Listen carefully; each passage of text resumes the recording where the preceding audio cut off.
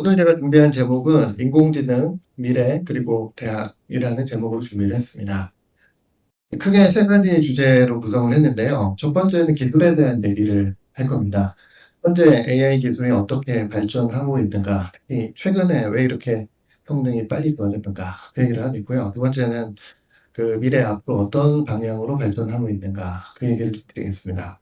네, 두 번째 토픽은 그래서 이렇게 발전하는 AI가 우리 세상을 어떻게 바꾸고 있는가에 대한 얘기를 하겠습니다. 그다음에 세 번째는 그래서 대학은 어떻게 해야 하는가라는 이야기로 마지막 이야기를 마무리하도록 하겠습니다. 다들 뭐 챗GPT, 제미나이 다들 사용하고 계시죠? 그리고 처음에 나왔을 때는 한계가 되게 많았는데 점점 잘합니다. 얼마나 잘하는지를 잠깐 제가 요약을 해드리면요. 이게 그 챗GPT4가 나왔을 때 이미 미국 변호사 시험을 통과했습니다. 그리고 공인회계사 시험도 통과했습니다. 그리고 미국 의사면허시험 USMLE라고 하는 의사시험도 통과를 했고요. 그리고 우리나라에서는 치의대국시를 통과했습니다. 그리고 한의사 시험도 패스를 한 거죠. 그러니까 사실 많은 학생들이 통과하고 싶어하는 그 전문가가 되기 위한 그 관문 시험을 AI가 통과한 지 이미 몇 년이 지났습니다. 지금은 이거보다 훨씬 더 잘하고 있습니다. 그럼 왜 저렇게 빨리 발전을 했는가? 제가 여기다가 이제 타이틀만 이렇게 쭉 8개를 대표적인 거를 적어놨는데요.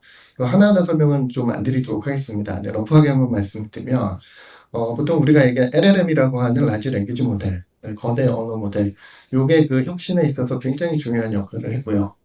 그 다음에 이 LLM은 원래 텍스트만 처리를 했었는데, 그 언어 정보만을 처리를 했었는데, 이걸 조금 확장을 해서 비전 랭귀지 모델, 그래서 이미지라든가 동영상이라든가, 요즘에는 오디오도 같이 처리합니다. 그런 멀티미디어 모델, 이쪽으로 발전을 했고요. 그 다음에 상당 기간 동안에는 AI가 거짓말을 되게 많이 했죠. 할루시네이션이라고 문제가 되게 심각했는데, 최근에는 그게 급속도로 줄었습니다. 근데 왜 줄었냐면, 간단하게 말씀을 드리면 이게 검색 엔진하고 AI가 결합했기 때문입니다. 과거에는 자기가 아는 내용 가지고 답을 하다 보니까 이제 거짓말을 하고 잘못된 걸 많이 말을 했는데, 요즘에는 일단 검색을 한 다음에 그 문서를 기반으로 대답합니다. 그러다 보니까 사실 확률, 이걸 가지고 factually groundedness라고 하는데요. 이제 그러한 성능이 훨씬 더 좋아졌습니다. 그 다음에 inference time scaling, 이건 뭐냐면 문제를 푸는 데 있어서 똑같은 AI라도 더 시간을 많이 들어서 더 고민하게 만들면 정답을 잘 푼다. 특히 수학이나 물리 문제 또는 프로그래밍 문제 이런 거를 실제 가동하는 시간에 더 많은 시간을 쓰면은 성능이 확 올라간다. 이런 게 또 발견이 됐습니다. 그다음에 디퓨전 모델이라고 해서 영상이나 비디오 또는 오디오를 만드는데 굉장히 탁월한 모델이 또 발견이 되었고요. 그다음에 월드 모델. 그러니까 과거에는 AI가 세상을 이해하지 못한다. 이런 한계점이 있었습니다. 그런데 AI로 하여금 세상의 여러 가지 이제 흘러가는 법칙들을 스스로 배우게 하는 그런 기술들이 또 나오고 있습니다. 근데 그걸 월드 모델이라고 부르고요. 그다음에 또 많은 분들이 이제 언론을 통해서 접하셨던 피지컬 AI. 그 피지컬 AI의 핵심이 되는 기술이 비전 랭귀지 액션 모델이라고 하는 건데요. 이거는 그 비전, 그러니까 이미지로부터 정보를 입력받고 언어로 명령을 입력을 받은 다음에 그 두 가지를 분석을 해서 로봇이 어떤 액션을 취하는지를 추적해주는 그런 모델입니다. 근데 기술적으로 봤을 때 이 VLA 모델은 이 LLM에서 시작해서 VLM을 거쳐서 VLA까지 이렇게 연장선상 속에 있습니다. 그래서 갑자기 왜 피지컬 AI냐 이렇게 생각할 수도 있지만 기술적으로 봤을 때는 이런 기술들이 좀 더 발전을 하니까 결국 이쪽으로 발전하게 된 것이다라는 거죠. 그 다음에 에이전틱 AI라는 말도 최근에 되게 많이 나오고 있습니다. 네, 이것도 뒤에 가서 제가 좀 설명드리겠습니다. 일단 간단하게 몇 가지만 말씀을 드리면요. 이제 라지 랭귀지 모델은 어떤 문장을 만들어내는데 이런 트랜스포머라는 신경망을 이용을 해서 문장을 만들어냅니다. 처음에는 시작해라라는 사인, 여기 BOS라는 사인을 받고 그 다음 첫 번째 단어를 얘가 선택을 합니다. 그럼 여기 what이라는 거를 만들고요. 그 다음에 이 시작 사인과 what이라는 첫 번째 단어를 주고 그 다음 단어를 또 선택하게 만듭니다. 그럼 예를 들어 여기서 I자를 예측을 하는 거죠. 그럼 what, I 두 개를 찾았습니다. 그 다음에 여기에는 시작사인 what, I를 집어넣고 다음 단어를 예측하게 만듭니다. 그럼 이렇게 can, not을 예측하게 되고요. 이런 과정을 쭉 거쳐가지고 맨 마지막에 문장이 끝이다라는 것까지 예측을 하게 되면은 이러한 문장이 나옵니다. What I cannot create, what I do not understand. 네, 이 말은 그 굉장히 유명한 그 물리학자 리처드 파인만의 명언인데요.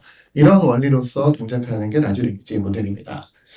이거를 이제 수학적으로 분석을 하면은 결국은 이 라지 랭귀지 모델이 하는 일은 과거에 있었던 문장의 컨텍스트, 과거의 컨텍스트로부터 미래에 나올 그런 그 단어들을 하나씩 하나씩 예측하는 그런 기능을 하게 되는 거고요. 여기서 키포인트가 되는 거는 이 조건부 확률입니다. 그러니까 과거에 있는 단어들이 이렇게 기분텀으로 들어가고 다음에 나올 그 단어의 확률을 예측하는 이런 모델이 결국 이 트랜스포머의 본질이라고 할 수 있습니다. 그러면 이렇게 단순한 원리를 가지고 어떻게 이렇게 우수한 AI가 만들어지느냐, 이 부분이 궁금하실 것 같아요. 사실 그 라지 랭귀지 모델이 처음 나왔을 때 수많은 이제 소위 AI 전문가들이 이렇게 해서는 뭐 수학도 못하고 물리도 못하고 뭐 한계가 뚜렷하다 이렇게 얘기를 했습니다. 지금은 그러한 한계가 다 박살났죠. 네, 왜 그런지 잠깐 말씀을 드리면요. 이러한 방식이 사실은 어떤 지식을 학습하는데 어마어마하게 좋은 방식이기 때문입니다. 일단 첫 번째 이유는 데이터에 대한 부분인데요. 이 세상에 그 텍스트 데이터는 무수히 많습니다. 요즘에는 데이터를 구하는 게 어려운 게 아니라 데이터 수집은 쉬운데 사람이 좋은 데이터와 나쁜 데이터를 구분하고 또 이제 정답을 매겨주는 그게 어렵습니다. 근데 이러한 언어 모델은 텍스트가 있으면 텍스트의 앞부분은 입력 정보이고요. 그 다음에 그 다음 단어가 바로 예측해야 될 타겟이 됩니다. 그러니까 별도의 어떤 레이블링이나 숫자법이 별로 필요가 없다는 얘기예요. 그래서 이 세상에 존재하는 수많은 텍스트 데이터를 왕창 모아다가 숫자법 레이블링은 정말 최소한으로 하고 그냥 모델에 집어넣어서 그냥 학습을 쫙 시켜버리는 거죠. 이걸 가지고 스케일러빌리티라고 부르는데요. 데이터가 많으면 많을수록 모델이 더 큰 모델을 사용하면은 더 많은 지식을 충분히 흡수를 할 수 있습니다. 그래서 요즘 LLM이 과거에 그 AI 모델하고 다른 게 뭐냐라고 얘기하면 여러 가지 얘기를 할 수 있지만 굉장히 중요한 점이 스케일러빌리티. 그러니까 데이터를 많이 넣으면 그게 바로 성능으로 이어지는 이러한 특성이 되게 뛰어나기 때문입니다. 일단 두 번째는 이 다음 단어 예측이라는 문제가 생각보다 어렵습니다. 굉장히 많은 지식과 문맥에 대한 이해를 요구합니다. 예를 들면은 뭐 그 로맨틱 코미디나 이런 데 가끔씩 나오는 질문 중에 이런 질문 있죠. 너 내가 왜 화났는지 몰라? 뭐 이런 질문 있죠. 그거를 답하려면 굉장히 많은 콘텍스트와 여러 가지 고민을 해야 되지 않습니까? 근데 AI 입장에서는 다음 단어 예측하라는 말이 거의 그 수준의 난이도를 갖습니다. 그걸 제대로 답하기 위해서는 언어에 대해서도 알아야 되고 문맥에 대해서도 알아야 되고 상대방 말하는 사람 습관도 알아야 됩니다. 그만큼 되게 많은 지식이 있어야 하는 그러한 작업을 계속시키기 때문에 이 AI가 할 수 없이 되게 많은 정보를 배울 수밖에 없다는 거죠. 그 다음에 이 밑에 있는 세 가지는 일반성에 대한 얘기인데요. 이 다음 단어 예측이라는 이 방식이 뭐든지 할 수 있는 방식입니다. 예를 들어서 내가 어떤 작업을 한다. 그러면은 입력 텍스트가 있고 거기에 대한 출력 텍스트가 있는데요. 이 입력 텍스트는 이 앞에 있는 이 그림에서 이 앞에다가 주는 이 정보에 해당하고요. 이 뒤에 나와 있는 이 텍스트를 만들어내야 하는데 그 텍스트는 한 단어 한 단어씩을 예측하는, 그러니까 한 번에 한 단어씩을 예측하면 뭐든지 만들 수가 있습니다. 예를 들면은 뭐 100단어짜리 텍스트 그냥 100바퀴를 돌리면 됩니다. 한 번에 하나씩. 뭐 이런 원리로 동작을 하기 때문에 어떤 내용이라도 다음 단어 예측을 반복함으로써 다 할 수 있다는 거죠. 근데 거기에다가 더 좋은 점은 뭐냐면 이 앞부분에 있는 내용이 자연어로 뭐든지 다 흡수를 할 수 있기 때문에 여기에는 무슨 일을 해라 라는 것도 받아들일 수 있고요. 그 다음에 입력 데이터도 받아들일 수 있고 좀 더 잘하게 하려면은 요 사이에 예제 문제들을 몇 개를 보여줄 수가 있습니다. 그럼 성능이 이제 쑥쑥쑥 올라가게 되는 거죠. 이렇게 구성된 컨텍스트를 딱 준 다음에 이 뒤에 있는 이 내용을 예측하라고 하는 거죠. 뭐 예를 들면은 매트릭스 영화 다 보셨죠? 거기에 보면은 Welcome to the real world라는 말이 나옵니다. 근데 이거를 한국어로 번역해라고 명령을 주고 Welcome to the real world라는 입력 문장을 주면은 얘가 현실 세계에 오신 것을 환영합니다. 이거를 출력하도록 학습을 계속 시키는 겁니다. 이렇게 하면 결국 뭐가 되겠습니까? 번역기가 되는 거죠. 그리고 이 앞에 있는 이 명령을 다른 거를 지정을 해버리면, 예를 들면 translate into French, 그러면 프랑스어를 여기다가 집어넣고 그걸 예측하도록 학습을 시키면 됩니다.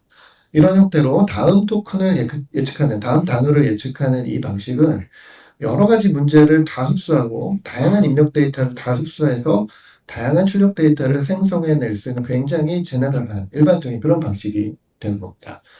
거기다가 그 일반적으로는요, 원래 언어 모델은 그 자연어를 처리하기 위해서 만들어졌는데, 요즘에는 뭐 비디오, 뭐 이미지, 오디오, 그 다음에 액션 또는 추론하는 추론 단계, 이런 것들도 전부 다 단어하고 비슷한 형태로 만들어서 여기 집어넣습니다. 그러면 이미지가 들어왔을 때 어떻게 하냐면요, 이미지를 일정한 크기를 쪼갭니다. 그 다음에 각 쪼갠 그 단위를 마치 단어 하나인 것처럼 얘가 이제 벡터로 바꿔가지고 집어넣는 거죠. 이렇게 하면은 사실은 텍스트를 받아서 텍스트를 출력하는데 멀티미디어를 받아서 멀티미디어를 출력하는 그런 모델을 만들어낼 수가 있는 겁니다. 그러니까 아까 말씀드린 이런 언어 모델이라고 하는 것이 굉장히 일반적이고 학습할 때도 굉장히 좋고 스케일이 곧 성능으로 이어지는 아주 좋은 성질을 다 갖고 있는 그런 모델이라는 뜻입니다. 그 다음에 또 그 멀티모델로 어떻게 가는지 잠깐 말씀을 드리면요. 아까 제가 과거 단어를 입력받아서 미래의 단어를 예측한다 이렇게 말씀을 드렸습니다. 근데 정확하게 말씀을 드리면 그 단어들을 벡터의 형태로 바꿔서 이렇게 입력을 시킵니다. 그런데 텍스트뿐이 아니라 이렇게 오디오, 이미지, 비디오가 들어왔을 때 이 각각을 다 이러한 형태로 벡터들의 시퀀스로 바꿔주는 그러한 인코더를 여기다 적용을 합니다. 그러니까 텍스트가 들어오면 이렇게 해서 집어넣는 거고요. 오디오가 들어오면 이렇게 해서 집어넣고 이미지나 비디오가 오면 각각 자기에 해당하는 별도의 인코더로 입력을 받는 거죠. 그러면 여기에는 이 데이터가 텍스트뿐이 아니라 여러 가지 멀티미디어로 구성된 그런 데이터가 되는 겁니다. 이걸 받아서 출력도 역시 멀티미디어로 합니다. 이게 바로 멀티모델 AI의 구성 원리죠. 그래서 제미나이가 사실은 이쪽에서 선구자라고 말할 수 있는데, 제미나이가 이런 식으로 이미지를 입력을 받고 음성으로 명령을 받은 다음에 출력을 텍스트로 하는 뭐 이런 것도 굉장히 잘 해내고 있습니다. 그 다음에 RAG, 아까 제가 그 검색 엔진하고 라지 랭귀지 모델하고 붙였다 이렇게 말씀드렸는데요. 일단 여기 질문이 들어오면은 맨 처음에 여기에 문서들이 굉장히 많습니다. 이게 얼만큼 많냐면 옛날에 우리가 쓰던 그 구글이나 네이버에서 쓰는 그 검색 엔진이 갖고 있는 그런 그 정도의 규모의 데이터라고 보시면 됩니다. 여기 입력이 들어왔을 때, 질문이 들어왔을 때 이 질문의 답을 가지고 있는 문서를 일단 찾습니다. 검색으로 찾아내고요. 그 검색된 문서를 이쪽으로 보낸 다음에 이걸 보고 질문에 답해라. 이런 식으로 포뮬레이션을 바꾸는 거죠. 그럼 이게 왜 됐냐면, 이런 검색을 안 쓰면은 마치 시험을 볼 때 클로즈드 그룹 테스트랑 똑같습니다. 내가 알고 있는 거로 답을 해야 되는 거죠. 근데 검색 엔진을 사용하면 꼭 오픈북 테스트하고 똑같습니다. 교재를 보거나 검색 엔진을 써서 답을 할 수 있는 거죠. 당연히 정답률이 굉장히 높아질 수밖에 없고요. 근데 물론 이것도 완벽한 기술은 아닙니다. 할루시네이션 완벽하게 사라지지 않았는데요. 그 이유는 이 검색 기술 자체가 한계가 있기 때문에 그렇습니다. 그 다음에 또 보여드릴 부분은 월드 모델인데요. 이 월드 모델, 일단 제가 비디오를 가져왔으니까 좀 보여드리도록 하겠습니다. 이건 지니3라고 Each one of these is an interactive environment generated by Genie 3, a new frontier for world models. With Genie 3, you can use natural language to generate a variety of worlds and explore them interactively, all with a single text prompt. 그래서 사람이 키를 조작하는 거에 따라서 그에 대응하는 월드의 주를 보여주는 Let's see what it's like to spend some time in a world.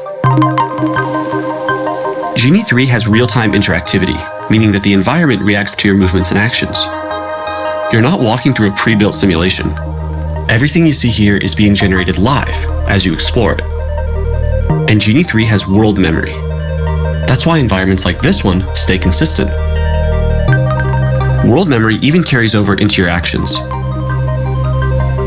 For example, when I'm painting on this wall, my actions persist. I can look away. 시간이 없으니까 여기까지만 보여드리겠습니다. 이 월드 모델을 어떻게 만드냐면요. 과거에는 사람이 알고 있는 그 물리 법칙을 다 코딩을 해가지고 월드 모델을 인위적으로 만들었습니다. 요즘에는 비디오 예측하는 방법하고 똑같은 방법을 사용합니다. 왜 그러냐면 비디오 예측하는 모델은 과거의 씬들을 보고 나서 미래의 씬들을 예측하는 그런 일들을 하는 거죠. 그런데 사람도 지금 이루어지고 있는 일을 보고 다음에 무슨 일이 생길지를 예측해봐라 라고 하면은 묵시적으로 세상이 돌아가는 여러 가지 법칙들을 학습을 할 수밖에 없게 됩니다. 근데 그거를 대규모로 막 이렇게 돌려버리면은 과거의 모습을 보고 미래가 어떻게 될지를 알게 되는 것이고 AI가 그걸 배우면은 이걸 가지고 월드 모델처럼 사용할 수가 있게 되는 겁니다. 그래서 소라라는 모델 알고 계시죠? 동영상 합성하는 거. 그 소라라는 모델의 논문을 보면은 이 소라는 월드 시뮬레이터로서의 가능성을 보였다라는 굉장히 재밌는 문구가 있습니다. 네, 그다음에 이거는 피지컬 AI인데요. 이거는 테슬라에서 발표한 옵티머스라고 하는 그런 로봇입니다. In a video, Optimus was shown performing tasks that would typically be handled by humans, like carrying a package inside from the porch and even watering plants.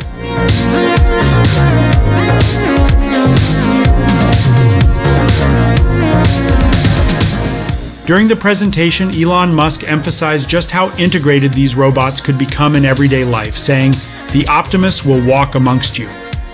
네. In a video, 이 로봇이 사실 일론 머스크가 얼마 전에 발표를 했는데 그때 되게 AI 전문가들이 놀란 게 두 가지가 있었습니다. 첫 번째는 가격이었고요. 가격이 보통 우리는 수억에서 수십억 이렇게 생각을 해왔는데 2 내지 3만 달러라고 얘기를 했습니다. 다들 아시겠지만 이 정도면은 거의 그 자동차 가격하고 비슷한 그 정도 수준이 되는 거고요. 일론 머스크가 이런 로봇을 대량 생산을 통해서 이 정도 가격에 공급을 하겠다라고 이제 얘기를 한 거죠. 근데 거기에 사람들이 많이 놀랬고, 그 다음에 테슬라 공장에다가 이 로봇을 26년 또는 27년부터 배치를 하겠다라는 이야기를 했습니다. 근데 저희가 이제 알아본 바에 의하면 기술이 그 정도까지 갔다기보다는 일단 빨리 배치를 해서 데이터를 많이 수집하고 그리고 일단 적용을 시작하면서 더 빠른 기술 개발을 모티베이트 하겠다. 뭐 그런 정도로 해석할 수가 있을 것 같습니다. 네, 좌우간 우리가 보통 봐왔던 그 공상과학 영화에서 보던 것들이 조만간에 이루어질 수 있는 그런 가능성 좀 보이고 있다는 이야기고요. in a video, 네, 그 다음에 최근에 많이 또 회자되고 있는 내용이 에이전틱 AI라고 하는 겁니다. 이 에이전틱 AI하고 챗봇하고 차이점을 말씀드리면 챗봇은 텍스트로 입력을 받아서 텍스트에 답을 내주는 그러니까 질문에 대해서 답해주는 그러한 AI가 챗봇입니다. 그런데 에이전틱 AI는 뭐냐면 임무를 주면은 그 임무 자체를 자기가 해내버리는 거를 에이전틱 AI라고 합니다. 예를 들면은 지금 뭐 인공지능의 발전을 요약해줘, 텍스트로 이렇게 뿌려줘 이렇게 되면 챗봇이 되는 거고요. 지금 발전하고 있는 AI에 대한 기술 보고서를 만들어줘 이렇게 얘기를 하면은 이건 에이전틱 AI가 되는 겁니다. 이 에이전틱 AI가 기존 AI의 한계를 여러 가지를 부셨습니다. 어떤 것들이 있냐면 첫째는 AI의 근본적인 한계로 지적되었던 것 중에 하나가 AI는 separate data, 그러니까 그 실제 리얼 월드로부터 분리되어 있다 이런 이야기를 합니다. 그래서 사람 같은 경우는 내가 어떤 문제를 못 풀면 나보다 잘하는 사람한테 부탁을 하죠. 그리고 내가 틀리면은 내가 어떻게든 수습을 할 수 있습니다. 그리고 내가 뭔가 정보가 필요하다 그럼 책을 찾을 수도 있고 또 인터넷을 검색해서 정보를 가져올 수도 있고 친구한테 물어볼 수도 있습니다. 이런 식으로 내가 못하면은 누구한테 도움을 청하거나 도구를 사용하는데 AI는 그런 걸 못한다. 자기 혼자만 푼다. 이게 한 가지 이슈였고요.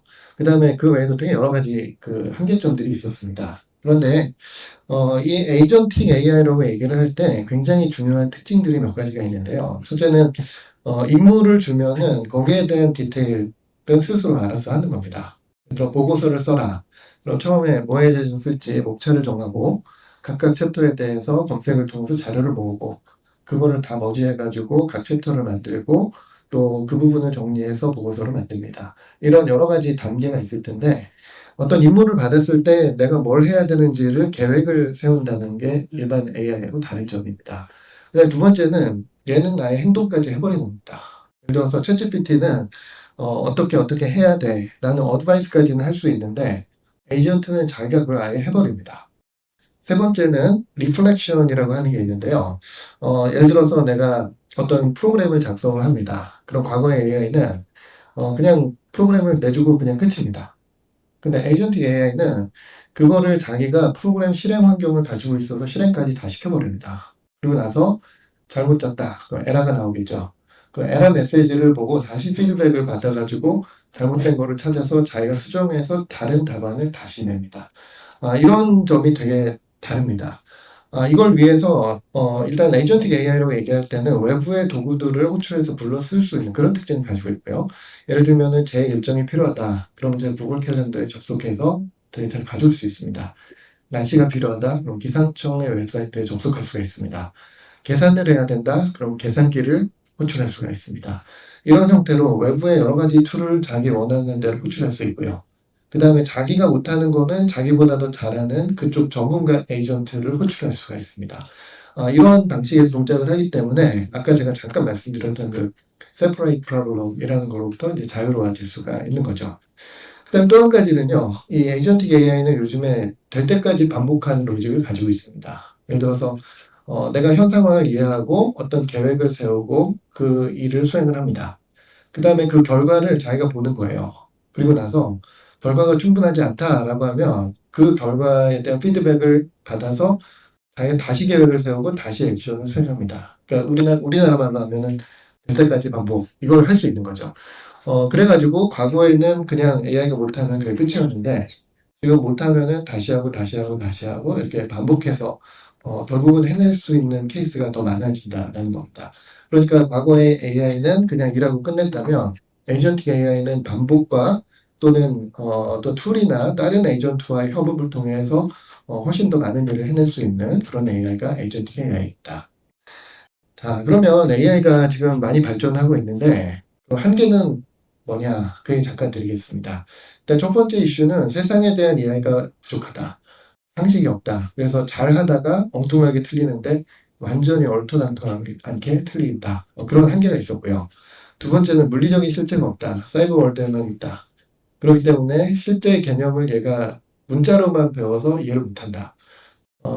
혹시 여러분 그 연애 잘 못하는 친구들한테 그런 말 하시죠? 연애를 책으로 배웠다. 이런 말씀 하시죠? 근데 사실 그 AI는 자기가 경험하지 못하고 책으로만 배웠기 때문에 물론 그래서 장점도 있지만 그런 한계점을 갖고 있다라는 겁니다. 그 다음에 디지털 세계에서만 단절되어 있다. 창의성이나 독창성이 부족하다. 이런 거를 근본적인 한계로 지적받아 왔습니다. 그리고 그거 외에 현실적인 한계가 몇 개가 있는데 요즘에 AI를 제대로 하려면 인프라가 굉장히 많이 들어가고요. 데이터도 많이 들어가고 결국은 비용이 많이 들어갑니다. 근데 이게 조금 많이 들어가는 게 아니라 거의 천문학적인 숫자로 들어갑니다. 그래서 이게 이제 현실적인 문제가 되었고요. 그리고 그 외에는 AI 때문에 여러 가지 윤리적인 이슈가 나오고 있고 사회적 이슈, 직업소멸, 양극화 이런 문제가 계속 나오고 있습니다.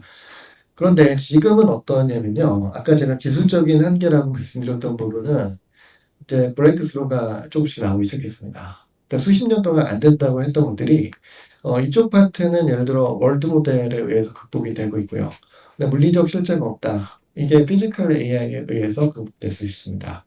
세 번째, 단절된 디지털 세계. 아까 제가 에이전틱 AI를 말씀드리면서 툴 사용 또는 외부 AI와 연동 말씀드렸죠.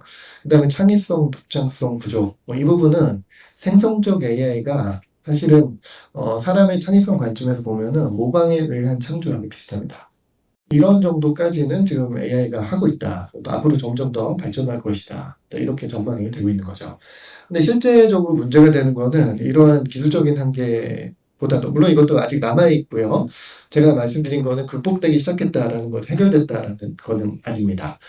현실적인 한계, 아까 비용 문제, 그 다음에 윤리적, 사회적 문제, 이거는 사실은 아직까지 해결될 기미가 아직은 없습니다. 그러나 언젠가는 뭐 해결되지 않을까 이런 생각들을 좀 해봅니다.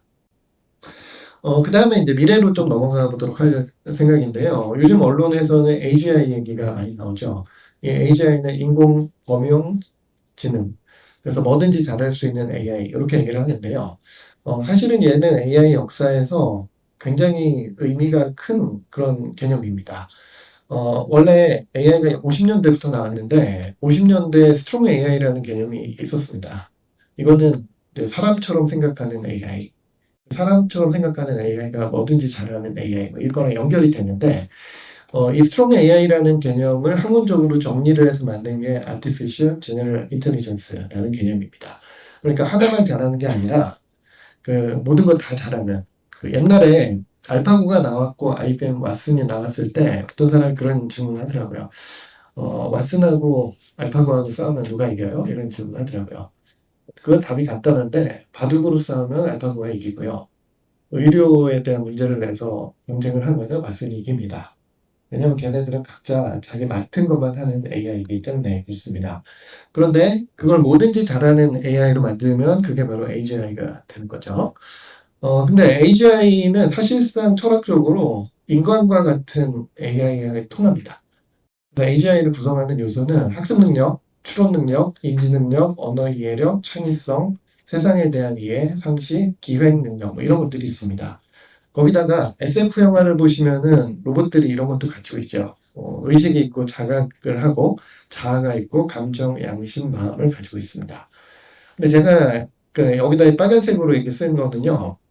원래 AGI라고 얘기할 때는 이걸 전부 다 얘기를 합니다. 학문적으로 옛날부터는 그래왔습니다. 근데 요즘에 AI라고 얘기할 때는, AGI라고 얘기할 때는 사실은 요 밑에 있는 이 빨간색은 잠깐 좀 보류를 합니다.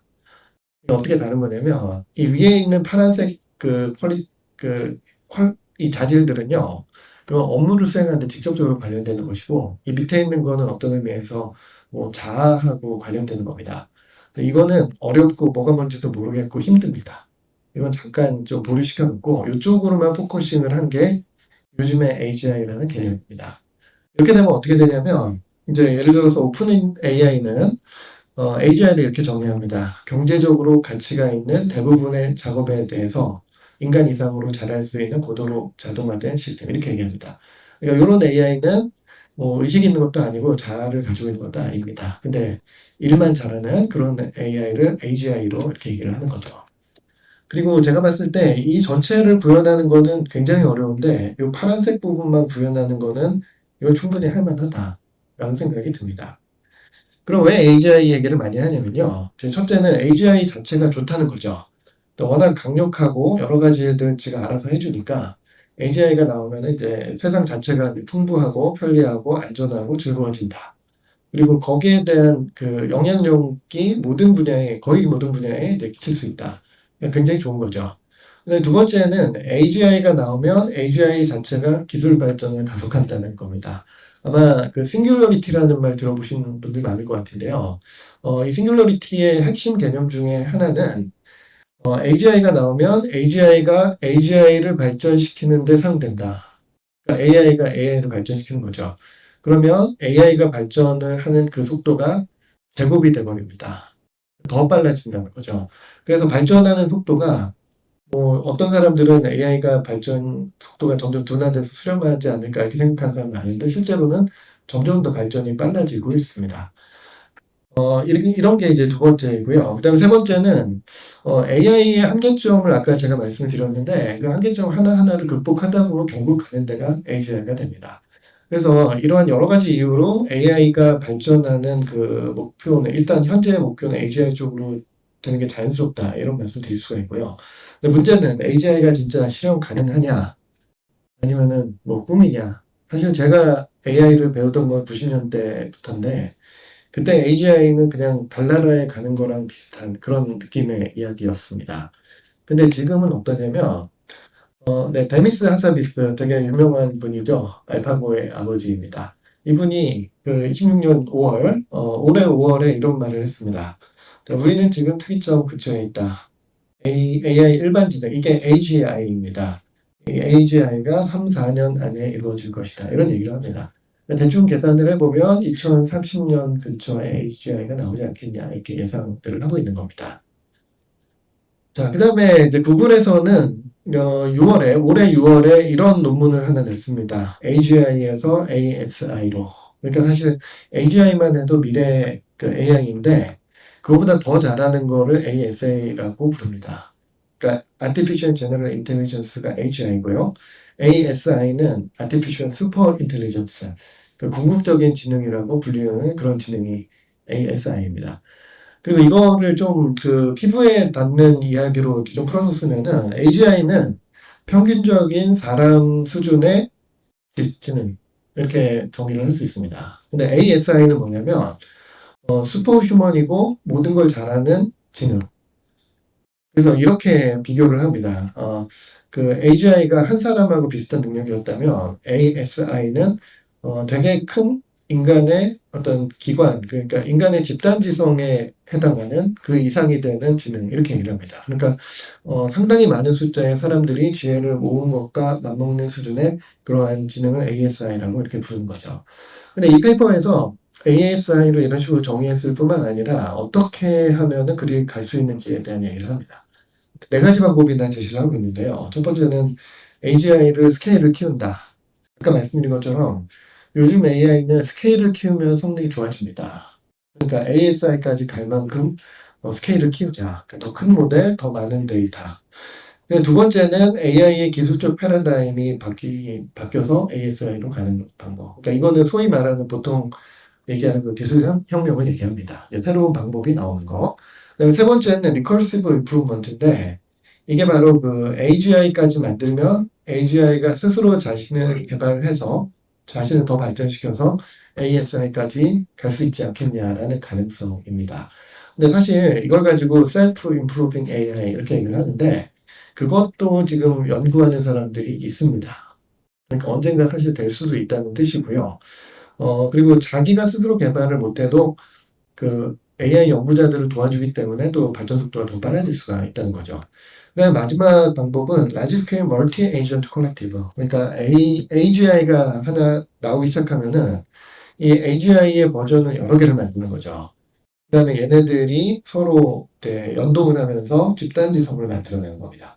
예를 들어서 AGI가 나왔습니다. 얘를 한 100만 개를 만들어서 이 100만 개가 서로 상의해서 답을 내도록 합니다. 이렇게 되면은 또 Artificial Super Intelligence로 갈 수도 있지 않냐라는 이야기가 있는 거죠. 그러니까 사실 격세지감을 느끼는 게 옛날에는 AGI 얘기만 해도 되게 황당하게 들리던 시절이 불과 몇 년 전입니다. 지금은 AGI로 넘어서서 ASI가 이런 방식에 의해서 도달 가능한 목표다라는 얘기를 지금 하고 있는 겁니다.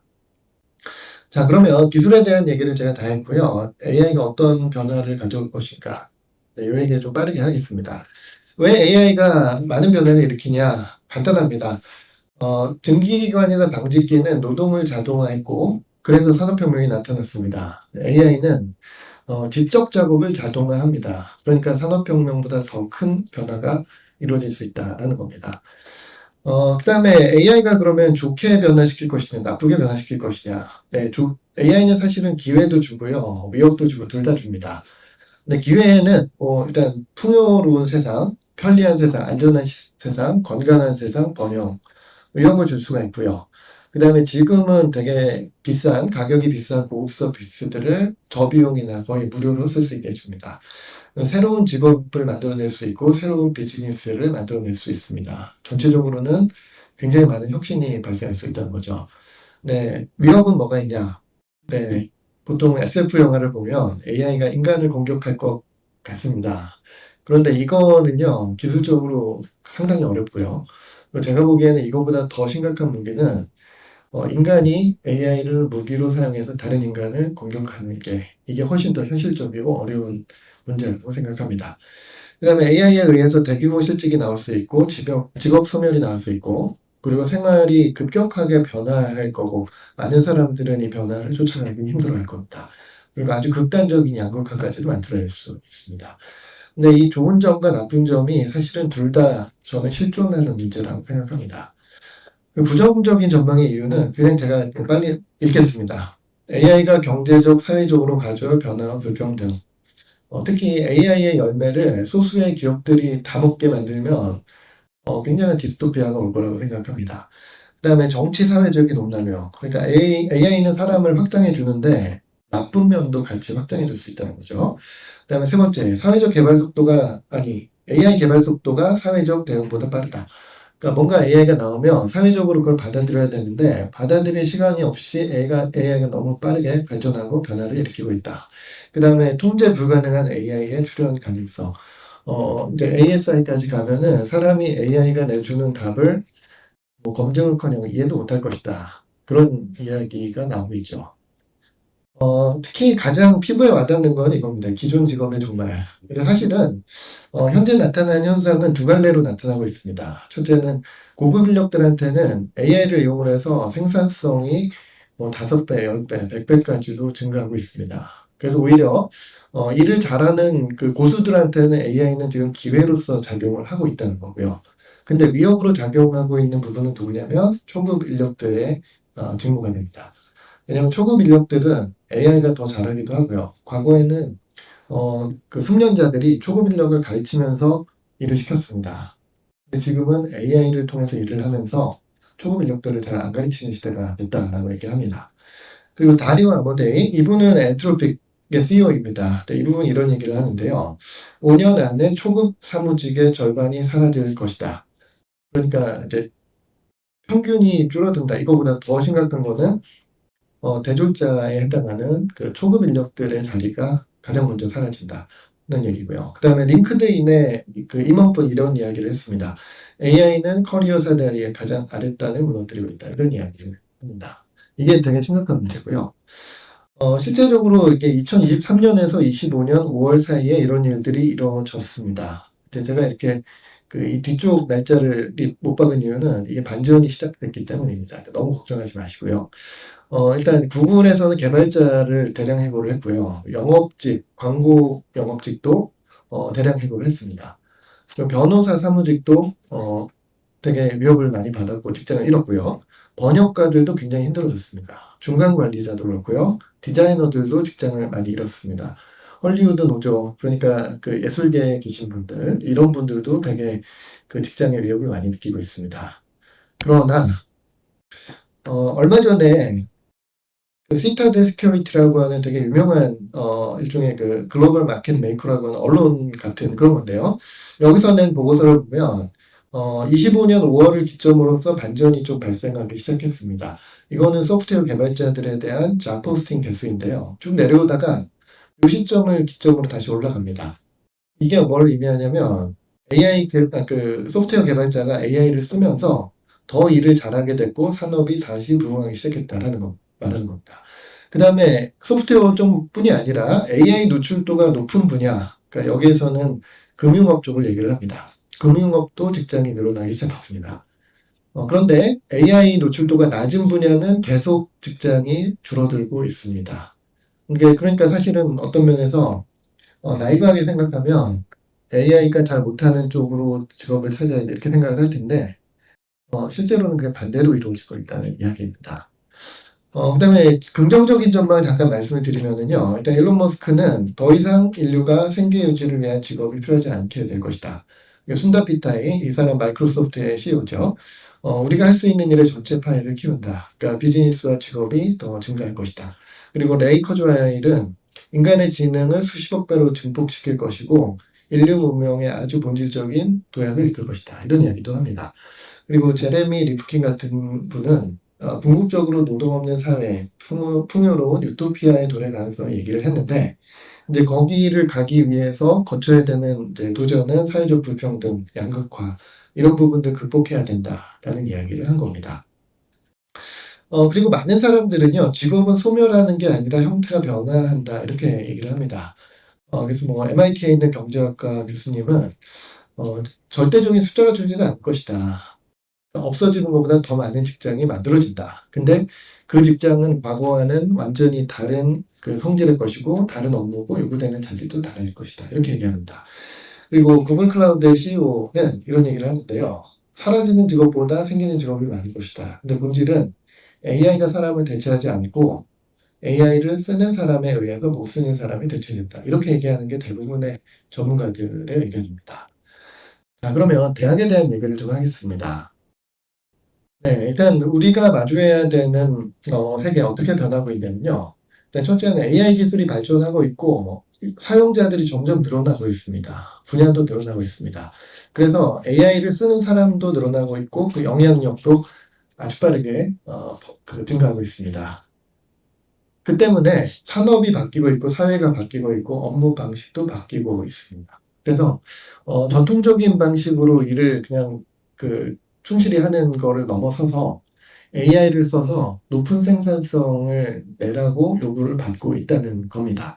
그래서 특히 AI를 써서 수작업으로 천천히 하지 말고 AI를 써서 되게 빠르게 해내라. 이런 트렌드가 지금 기업에서 있고요. 그 다음에 숙련자들은 생산성이 증가해서 더 많이 채용을 하고 오히려 신입 채용은 감소한 이런 현상이 생겼습니다. 이게 무슨 뜻이냐면 일단 취업을 하려면 높은 생산성을 요구받는 시대가 되어가고 있다. 이런 이야기입니다. 그리고 그런 트렌드의 변화에 있어서 대학은 대응을 해야 합니다. 이게 무슨 뜻이냐면 결국 졸업생들이 AI 기반의 어부 능력을 이제 학습하고 나가야 되는 그런 시대가 됐는데 이러한 업무 능력은 일단 전공에 있는 자기 분야의 전문성이 있을 것이고 그 다음에 그거를 내가 내 분야의 일을 안다고 해서 전통적인 방식으로 일해서는 속도가 안 나오고요. 그걸 AI를 활용을 해서 그걸 과거보다 5배, 10배 빠르게 일을 할 수 있어야지 경쟁력이 생기고 있다는 겁니다. 그러니까 대학에서도 되게 그 AI 융합에 대한 얘기를 많이 하는데 결국 본질은 저는 생산성, 이 사람이 짧은 시간에 얼마나 많은 일을 할 수 있느냐 그 부분이 가장 키라고 생각합니다. 그 다음에 대학으로서는 AI에 의한 부작용이 지금 무지무지하게 많이 나타나고 있습니다. 어떻게 대응하느냐. 즉, 적지 않은 학생들, 솔직히 이건 학생들도 아니고 교수님들도 마찬가지인데요. 저도 마찬가지인데, 일단 뭐가 나오면 AI한테 질문부터 하기 시작을 하죠.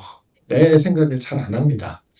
그러다 보니까 과도하게 AI를 의존하게 되고, 그리고 또 적지 않은 학생들이 과제나 시험에서 부정행위에 유혹에 노출되어 있습니다. 이것도 저희가 조사를 해봤을 때는 그래도 무시할 수 없는 숫자가 되는 것 같고, 점점 무서운 건 뭐냐면, 그런 것들을 제대로 대처하지 못하면 그게 성공 사례가 돼서 더 많은 학생들한테 퍼질 수가 있다라는 겁니다. 그러니까 결국은 지금 우리 대학에서 유지하고 있는 아나코드라든가, 무감독 시험, 이런, 좋은 제도들의 심각한 도전을 맞이하고 있다, 이런 거고요. 그 다음에 평가나 학사 제도가 AI 때문에 이제 전면 재설계가 필요한 시대가 됐습니다. 최근에는 또 구글 글래스라는 게 또 나오고 있죠. 그러니까 AI 글래스가 있어서 안경처럼 생겼는데 이거 가지고 이제 AI를 호출할 수 있는 그런 디바이스가 생겼고요. 국가 시험에서 그걸 들고 갔다가 이제 탈락한 그런 사례까지 나왔습니다. 그 다음 또 한 가지는요. 대학 간의 AI 대처 능력의 차이가 점점 벌어지고 있다는 겁니다. 그러니까 좋은 학교, 이거 좀 여유가 있는 학교일수록 적극적으로 대처를 하고 있고, 그리고 열악한 대학일수록 AI 시대에 대응을 못해서 그 격차가 점점 벌어지고 있다는 사실입니다. 우리가 마주한 도전은 이렇습니다. 일단 첫째, 대학이 왜 존재하는가? 좋은 학생을 키워야 되는데, 사실 학생들이 AI를 통해서 배울 기회가 많이 생겼습니다. 그러면 대학은 뭘 해야 되느냐? 교육이 무엇이냐? AI 시대에 어떻게 가르쳐야 되느냐? 우리가 지식을 가르쳐야 되느냐? 다른 걸 가르쳐야 되느냐? 이러한 본질적인 고민을 해야 되고요. 그 다음 교육 패러다임도 새로운 패러다임을 찾아야 합니다. 근데 제가 알기로는 이 패러다임을 발견한 대학은 거의 없는 것 같고요. 전임 미담의 길을 우리가 만들어가면서 나가야 되는 그런 시대인 것 같습니다. 그리고 AI 확산으로 인해서 적어도 이제 지식 전달 중심의 대학은 이제 좀 설 자리가 없어질 가능성이 높다. 이렇게 보는 거고요. 그 다음에 인재상, 교육 내용, 운영 방식, 모든 것들이 다 AI를 고려해서 바뀌어야 되는 시점이 되었습니다. 반면에 도전은 커지는데 학생들의 학습 역량은 점점 저하되고 있습니다. 그래서 과의존 때문에 자기주도성이 없어지고요. 비판적인 사고가 줄어들고 있고 집중력도 낮아지고 있습니다. 교수님들이 대부분 느끼고 있는 부분입니다. 그 다음에 강의하고 과제 중심의 교육은 차별성을 상실했습니다. 적지 않은 학생들은 이제 강의도 집중을 잘 안 하고요. 과제는 AI에 써서 하고, 리포트 같은 것도 AI를 써서 합니다. 본인이 안 배운다는 데 문제가 있습니다. 그 다음에 수업 중심의 교육은 효과가 또 저하됐습니다. 그래서 여러 대학들이 AI 시대에 어떻게 가르쳐야 되냐, 이 고민을 하는데, 몇 가지 나타나는 방식들이 있는데요. 첫째는 전공 불문하고 AI 툴 사용법을 배워야 한다. 이게 한 가지 의견이고요. 두 번째는 프로젝트 중심으로 가르쳐야 한다. 그러니까 단편적인 지식이 아니라 처음에 문제 정의부터 기획, 그 다음에 구현, 그 다음 평가까지 처음부터 끝까지 전 주기를 다 하는 교육으로 바꿔야 한다. 그 다음에 또 AI가 깊이 있게 아직까지는 잘 못하는 인간 고유의 고민, 그러니까 어떤 철학이라든가 역사라든가 뭐 인문학 이런 것들을 잘 가르쳐서 큰 그림을 그릴 수 있게 해야 한다. 뭐 이런 여러 가지 그 시도들이 여러 대학에서 이루어지고 있습니다. 근데 또 되게 중요한 점은 연구하고 산학 역량이 굉장히 필요해진다라는 겁니다. 그리고 우리 대학이 교육 중심 대학이고요. 저도 교육을 하려고 하는 데 왔습니다. 근데 여기서 중요한 점은 우리 학교가 연구 중심 대학으로 돼야 한다. 이거는 아니고 이제 연구나 산학 역량을 잃어버리면 교육 역량을 잃어버린다라는 위기의식입니다. 그러니까 지금 발전 속도가 워낙 빠르고 소프트웨어나 AI뿐만이 아니라 모든 분야에 있어서 그 게임의 룰이 바뀌고 있기 때문에 사실은 우리 학교에서 연구를 하지 않고 산학을 하지 않는다면 대학 자체가 발전을 하지 못하게 될 수 있고요. 그렇게 되면 가르쳐 줄 게 없어질 수도 있습니다. 그러니까 예를 들어서 우리가 AI 이전 시대의 지식만을 가지고 있다면 이제 대학으로서의 교육에 대한 경쟁 능력을 잃어버릴 수 있게 되는 것이고요. 워낙 이렇게 빨리 바뀌는 순간에는 우리도 그 엣지에 서 있어야 하는데 그렇게 엣지에 서기 위해서는 대학에서도 이제 최소한의 연구와 산학이 있어야지 교육 경쟁력을 유지할 수 있지 않겠냐 이런 위기의식을 좀 가지고 있습니다. 그 다음에 평가 공정성과 학사 윤리의 위기 아까 제가 말씀을 드렸고요. 그 다음에 또 이런 것들도 있습니다. 그러니까 취업 환경 변화에 따라서 우리가 이제 대응을 해야 되는 거죠. 그래서 최근에는 경력자를 선호하고 실무 능력 중심으로 채용을 합니다. 그러니까 네가 무엇을 알고 있어, 네가 얼마나 예를 들어서 개념을 많이 가지고 있어 이런 것보다도 당장 무엇을 할 수 있어, 얼마나 큰 일을 얼마나 효율적으로 빠르게 할 수 있어, 정확하게 할 수 있어 이런 질문을 던지는 시대가 왔기 때문에 사실은 우리가 우리 졸업생들을 잘 준비시켜서 내보내야 한다는 겁니다. 그 다음에 또 이제 저는 속도를 따라가는 게 되게 쉽지 않다라고 얘기를 하고 있는데 대학이 바뀌는 속도보다 산업계에서 바뀌는 속도가 훨씬 빠릅니다. 그것 때문에 아까 잠깐 말씀드린 대로 지속적인 연구와 산학이 없이는 교육 역량의 유지를 하기 어려운 시대가 오고 있다. 이렇게 보고 있고요. 그래서 지금보다는 우리가 좀 그 연구와 산학 쪽에 좀 힘을 써야지 교육 역량을 유지할 수 있을 것 같다. 이런 얘기를 반복해서 드립니다. 그 다음에 학생들 사이에서도 이제 경제적인 환경에 따라서 AI 활용에 격차가 나고요. 그러니까 누구는 무료 버전을 쓰고 누구는 한 2, 3만 원짜리 버전을 쓰고 누구는 30만 원짜리 버전을 씁니다. 근데 그 AI들의 성능이 상당히 차이가 많이 납니다. 근데 그게 성적으로 연결되면은 또 되게 안 좋다라는 거죠. 그 다음에 교수의 역할이 변화되고 있는데 과거에 사실 우리 학교도 이제 가르치는 거 중심으로 그 운영을 해왔죠. 근데 지금은 워낙 새로운 지식이 빠르게 나오고 있기 때문에 교수들도 배우면서 가르쳐야 됩니다. 저도 지금 AI 전문가라고 하지만 한 1년만 공부를 안 하면 바로 시대에 뒤떨어집니다. 그러니까 저도 사실은 논문이나 이런 거 보는데 굉장히 그래도 좀 위기감을 가지고 절실하게 보고 있고요. 그 다음에 내가 배우는 사람이 된다는 얘기는 나보다 앞선 사람이 뭔가 이렇게 가르쳐야지 내가 배우는 거죠. 실제로 대학에서 가르치려면은 엣지에 있는 걸 가르쳐야 되고 그러려면은 사실은 그 프론티어 리서처까지 가야지 교육 경쟁력, 굉장히 좋은 퀄리티의 그 지식을 가르쳐 줄 수 있다. 이런 얘기가 되는 거죠. 그리고 대학이 또 가질 수 있는 기회가 있습니다. 일단 교육이나 학생 지도 이런 데서 AI를 쓰면은 굉장히 많이 혁신을 할 수 있습니다. 그리고 연구 생산성과 효율성도 개선할 수 있고요. 그리고 행정 업무도 자동화 보도할 수 있습니다. 그리고 입시나 취업 경쟁력도 AI를 써서 강화하는 전략을 만들 수가 있고요. 이런 걸 통해서 대학 시스템 전체가 진일보할 수 있는 그런 기회가 있지 않나 생각합니다. 그 다음에 제가 이제 논문을 몇 개를 들고 왔는데요. 이거는 지금 전공별로 AI를 얼마나 쓰고 있다. 그리고 잘못 사용되는 경우, 그러니까 치팅에 사용되는 확률이 어느 정도 되나. 그런 거를 좀 연구한 논문입니다. 이걸 보시면은 제일 많이 쓰는 데가 역시 컴퓨터 사이언스, 두 번째는 수학, 비즈니스 매니지먼트, 이코노믹스, 엔지니어링, 그 다음에 이거는 선언 안 한 사람, 그 다음에 커뮤니케이션 저널리즘, 피지컬 사이언스 뭐 이런 것들이 있습니다. 근데 이런 순서로 AI를 많이 쓰고 있고요. 그 다음에 치팅에 사용하는 거는 측정을 해봤더니 사용률하고 비례하지는 않습니다. 대체적으로 비슷하게 나타났는데 한 10% 정도가 나왔고 그래도 좀 높은 데가 이코노믹스랑 커뮤니케이션 쪽이 좀 높게 나왔습니다. 근데 이거는 우리 학교 얘기가 절대 아니고요. 우리 학교 얘기가 아니라 그 미국에 있는 20개의 메이저 리서치 인텐시브 유니버시티, 그러니까 미국에 있는 탑 20 연구 중심 대학에서 조사한 결과입니다. 그 다음에 이 페이퍼에서 얘기한 결론은 뭐냐면, 전공별로 그 전공에 특성화된 그러한 새로운 그 평가 제도가 만들어져야 한다. 그런 이야기들을 하고 있고요. 그 다음에 또 이 부분은 버클리 대학에서 어떤 분이 최근에 학생들의 수학 실력이 아주 급전 낙하했다. 라는 거를 발표를 했습니다. 이게 또 데일리 캘리포니아이라는 신문이고요. 여기 보시면 버클리 뉴스 이렇게 나옵니다. 이분이 자기가 가르치는 세 과목의 성적을 쭉 얘기를 해주는데 이게 F 맞은 학생들의 숫자입니다. 근데 최근에 갑자기 AI를 쓰는 학생이 늘어나면서 이 F 받는 애들이 좀 늘어났다. 이 교육의 위기이고요. 그 다음에 AI를 쓰는 학생과 쓰지 않는 학생의 이제 퍼포먼스를 또 쟀습니다. 그랬더니 과제를 하는 시간은 감소했다. 그러나 그게 실력으로 환산되는 게 아니라 퀴즈 점수는 더 떨어졌다라는 얘기를 합니다.